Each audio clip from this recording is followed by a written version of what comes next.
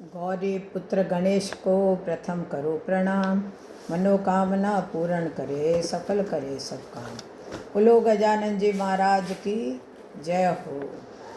आज कार्तिक महात्म्य की जय हो। अब आज को कार्तिक महात्म्य का 7वां अध्याय सुनाऊंगे। कार्तिक मास में व्रती व्यक्तियों के नियम। देव ऋषि नारद जी बोले, हे महाराज, अब मैं कार्तिक व्रतों की विधि संक्षेप में कहता हूँ, उन्हें सुनिए। सब प्रकार के विषय भोग की जो मांस, शहद, राई तथा नशा करने वाली वस्तुओं को त्याग देना चाहिए। पराया अन्न, परद्रोह, विदेश गमन, बिना तीर्थ के अन्य स्थान में रहना छोड़ देवें तथा देवता, वेद, ब्राह्मण, गुरु, गौ, व्रती, स्त्री, राजा और बड़ों की निंदा न करें। दाल, तिल, तेल, खरीदा हुआ पकवान, भाव और शब्द से दूषित वस्तुओं को त्याग दें। मांस, चूना, जंबीरी, मसूर, बासी अन्न भी छोड़ दें। बकरी, भैंस, गौ के दूध के अलावा अन्न, दूध तथा ब्राह्मणों से खरीदा हुआ रस, पृथ्वी से पैदा हुआ नमक, ये भी सब छोड़ देना चाहिए। तांबे के पात्र में रखा हुआ दूध, पोखर का जल और अपने आप पकाया हुआ अन्न मांस की तरह है तथा कार्तिक व्रती को ब्रह्मचर्य से रहना चाहिए। पृथ्वी पर शयन करें, पत्तों पर खाएं और चौथे प्रहर भोजन करें। सिर्फ नरक चौदस के दिन ही तेल की मालिश करें। घिया, बैंगन, कुमड़ा, कटेरी, तरबूज, कैद के फल कार्तिक में त्याग दें। शिवरोई और वेद से विपरीत चलने वालों से बातचीत न करें तथा उपरोक्त मनुष्य और कौओं के देखे अन्न को तथा दोबारा पकाए हुए भोजन और दुग्ध को न खाएं। मनुष्य जिन वस्तुओं का त्याग करें उनमें से पहले ब्राह्मणों को भेंट करके फिर आप सेवन करें। व्रती पुरुष माघ में भी उक्त नियमों पर चलें और प्रबोधिनी एकादशी में जागरण करें। यथोक्त रीति से कार्तिक के व्रत करने वाले को देखकर यज्ञ के दूत ऐसे भाग जाते हैं जैसे सिंह से डरकर हाथी।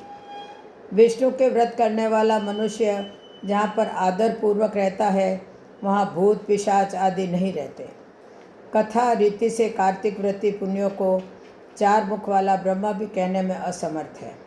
विष्णु का व्रत संपूर्ण पापों का नाश कर उत्तम धन, पुत्र, नाती, धन्य को बढ़ाने वाला है।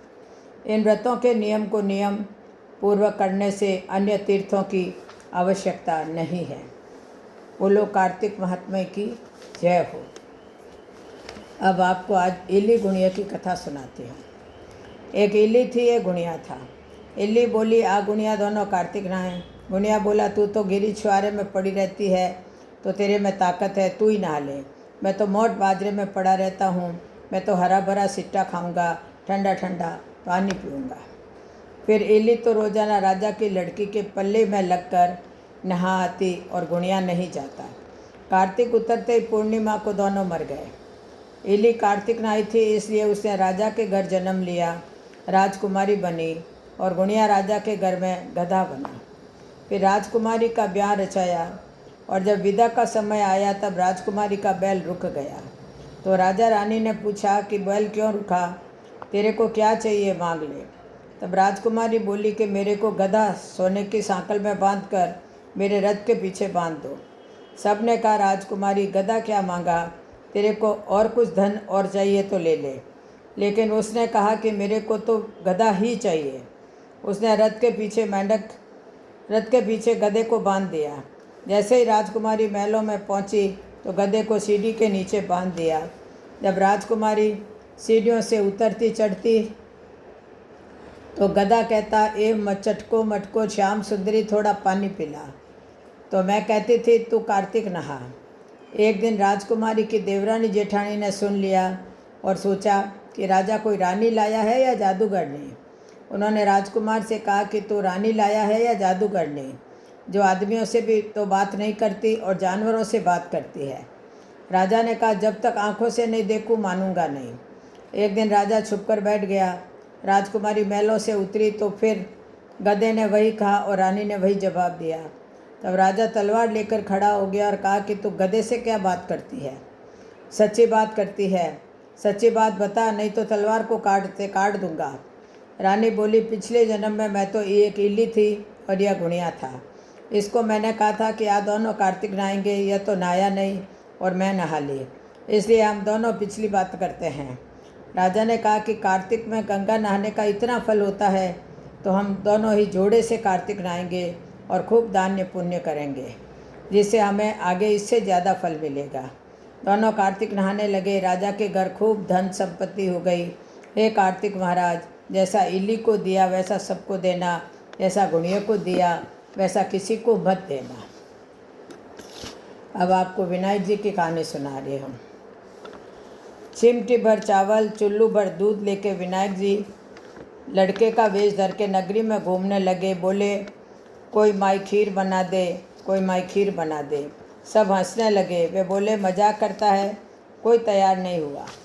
एक बुढ़िया बोली, ला बेटा मैं बना दूँ। उसने भगोनी चढ़ाई और वह खीर बनाने लगी। लड़का बाहर चला गया। उधर खीर तो उफड़ने लगी। बड़े से बड़ा बर्तन चढ़ाया पर खीर उफड़ने रुकती नहीं। खुशबू से बुढ़िया की बहू का मन खीर खाने को हुआ। उसने दरवाजे के पीछे बैठकर एक कटोरा खीर भगवान गणेश के भोग लगाकर खा लिया। इतने में बुढ़िया आई और उसने आवाज़ दी, गणेशिया तेरी खीर पी ले। जट गणेश जी आए और डोकरी से बोले, माँ तेरी बहू ने मेरे भोग लगा दिया, सो तो मैं तो जिम लिया, अब तू नगरी जिमा दे। बुढ़िया सबको नूतने गई। सब हंसने लगे। बोले, कल तक तो खाने को नहीं था, आज जिमाने आई है। फिर भी सब आए, ठाठ से जिम कर गए, फिर भी खीर का उतार नहीं आया। ये गणेश जी महाराज, जैसे खीर का उतार नहीं आया और खीर का भगोना भरा रहा, वैसे हमारे घर में भी सदा भंडार भरे रखना। बोलो गजानन जी महाराज की जय हो। अब देखो, सब कहानियों के बाद आड़ी बाड़ी कहनी चाहिए। आड़ी बाड़ी सोना की बाड़ी, जी में बैठी कान कुआड़ी। कान कुआड़ी कई कई मांगे, 36 करोड़ देवता मांगे। बाड़ी सिंचा कई कई होवे, अन्न होवे, धन होवे, लाच होवे, लक्ष्मी होवे। बिछड़ियारो मेल होवे, निपुतिर पुत्र होवे, सासुर पुरसन योड़ो जीमण। उठ भाई तपसी, जिम भाई लपसी। भाई को थान, भौजाई को मान। थाने थारी वार्तारो फल, और माने मारा व्रतरो फल। हे प्रभु, कार्तिक माता री जय हो, वसुदेव भगवान री जय हो। जय जय श्री कृष्ण, जय जय श्री राधे।